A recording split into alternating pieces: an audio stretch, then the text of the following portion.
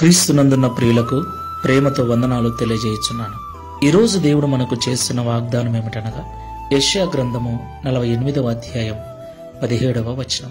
నీకు ప్రయోజనము కలుగునట్లు నీ దేవుడనైన యెహోవానగు నేనే నీకు ఉపదేశము చేయుదును, నీవు నడవవలసిన త్రోవను నిన్ను నడిపించుదును. ఆమేన్.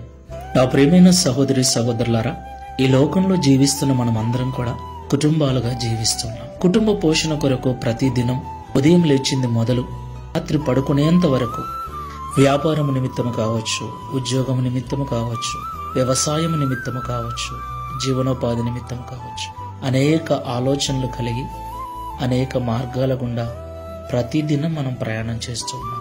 ప్రియులారా, అనుకున్నది అనుకున్నట్లుగా జరిగితే ఎంత సంతోషమో కదా. అయితే మనం ఎన్ని ప్రయత్నాలు చేసినా, ఎన్ని ఆలోచనలు చేసినా, ఎంత ప్రయాసపడినా ఏమీ మిగలటం లేదు. మనం అనుకున్నది అనుకున్నట్లుగా జరగటం లేదు. మన కష్టానికి తగిన ఫలితాన్ని కూడా మనం పొందుకోలేకపోతున్నాం. అవును ప్రియులారా, ఎంతో మంది సహోదరి సహోదరులు నాకు ఫోన్ చేస్తుంటారు. అన్నయ్య, రాత్రనక పగలనక కష్టపడుతున్నాం కానీ ఏమాత్రం ప్రయోజనం లేదన్నయ్య. చాలా ఇబ్బందుల్లో ఉన్నాం, ఇంకా కష్టాలు ఎక్కువైపోతున్నాయి, చాలా నలిగిపోతున్నాం, మా కొరకు ప్రార్థన చేయండి అన్నయ్య అని. నా ప్రియమైన సహోదరి సహోదరులారా, చాలా మంది ఇలాంటి పరిస్థితుల్లోనే ఉన్నారు.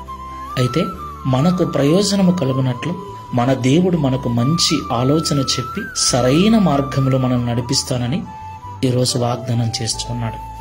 దేవునికి మహిమ కలుగును గాక.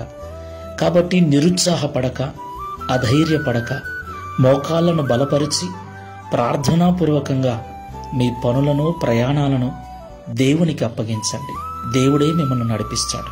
మీ సొంత జ్ఞానమును, మీ సొంత ఆలోచనను, మీ సొంత తెలివితేటలను పక్కన పెట్టి దేవుని సహాయం కొరకు ప్రార్థించండి. తప్పకుండా ఆయన విజయాన్ని అనుగ్రహిస్తాడు. ప్రార్థన చేసుకుందాం. ప్రేమ స్వరూపుడమైన తండ్రి, పరిశుద్ధమైన ప్రభువా, మీకు స్తోత్రాలు చెల్లిస్తున్నాం. అవును తండ్రి, ఇంతవరకు ఎన్నో ప్రయత్నాలు చేశాం, ఎన్నో మార్గాల గుండా ఎన్నో ప్లాన్లు వేసుకొని ముందుకు వెళ్ళాం. కానీ లాభము కంటే నష్టమే, విజయము కంటే అపజయాన్నే ఎక్కువగా పొందుకున్నాం. చివరికి ఏం చేయాలో అర్థం కాక నిలబడిపోయామయ్యా. ఒకసారి మా వైపు చూడండి. మమ్మల్ని గెలిపించటానికి ఈరోజు మీరు మాతో మాట్లాడినందుకు స్తోత్రాలు. మాకు నిజంగా ప్రయోజనకరమైన మార్గములో నడిపిస్తానని, మంచి ఉపదేశము చేస్తానని మాతో మాట్లాడారు.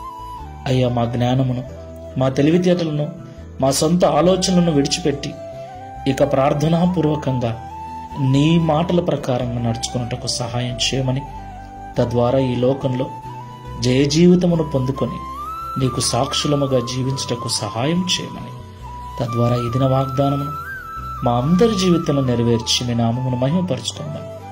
యేసు క్రీస్తు వారి నామములో ప్రార్థిస్తున్నాము తండ్రి. Amen. Praise the lord. God bless you.